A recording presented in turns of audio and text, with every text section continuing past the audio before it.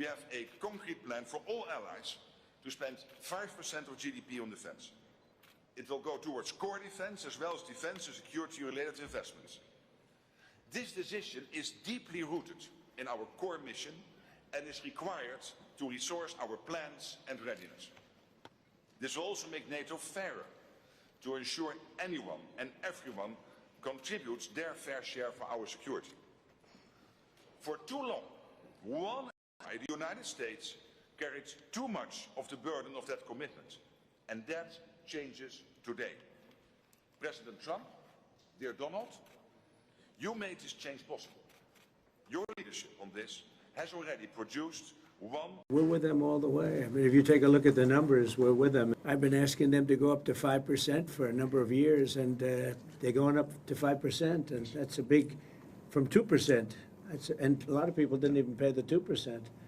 So I think that's going to be very big news. NATO is going to become very strong with us. I don't want to use an example of Hiroshima. I don't want to use an example of Nagasaki. But that was essentially the same thing. That ended that war. This ended that with the war. If we didn't take that out, they'd be fighting right now. They're not going to be fighting each other. They've had it. They've had a big fight, like two kids in a schoolyard. You know, they fight like hell. You can't stop them. Let them fight for about 2-3 minutes. Then it's easy to stop them. And then Daddy has to sometimes use strong language. You have to use strong language. Every once in a while, you have to use a certain word. When I came here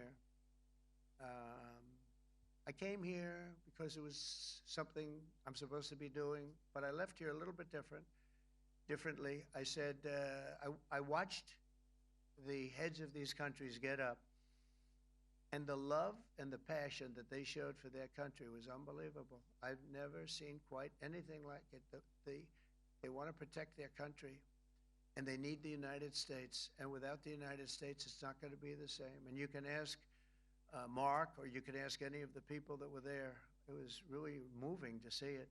They loved their country. They were so respectful of me because I'm the head of the United States. And I made, you know, the King of Saudi Arabia, when I was in the Middle East, so I was in Qatar for a different reason, not a reason to get shot at. We were in there for economic development reasons, Qatar, UAE, and Saudi Arabia. All three leaders of those countries, and we took back $5.1 trillion into the United States. All three leaders said, you know, you're presiding over the hottest country in the world. The United States right now is the hottest country. Everybody wants to be there. Everybody wants a piece of it. He said, a year ago, your country was dead. You had a deadhead running it. You had a country that was dead, and it was dead. You had people pouring through the borders. You had inflation. You had everything. He said, you've made it in 5 months at that time.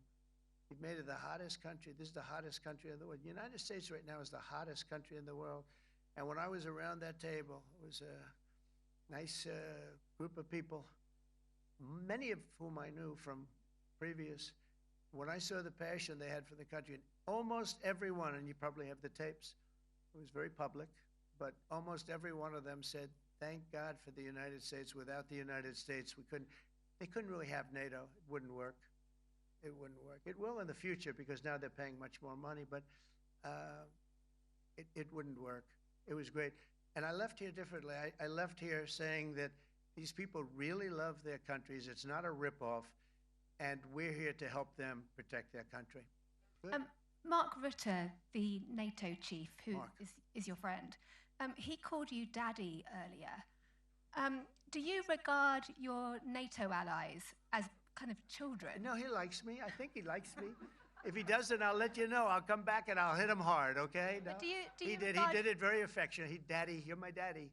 Do you regard your NATO allies, though, as kind of like children, and they're obviously listening to you and they're spending more, and you're obviously appreciative of that, but do you hope that actually they're going to be able to defend themselves, defend Europe on their own? I think they need help a little bit at the beginning, and I think they'll be able to, and I think they're going to remember this day.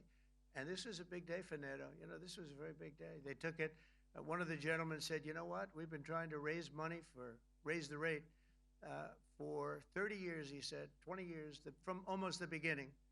And he's been there for a long time. He said, until you came along, it never happened. What you did is amazing. It's been sort of an amazing day. But do you, for a lot of reasons, but also for that. Yeah, go do ahead. you think they can do it without you, though, in the future? Can they do it Well, without the ask United Mark. States?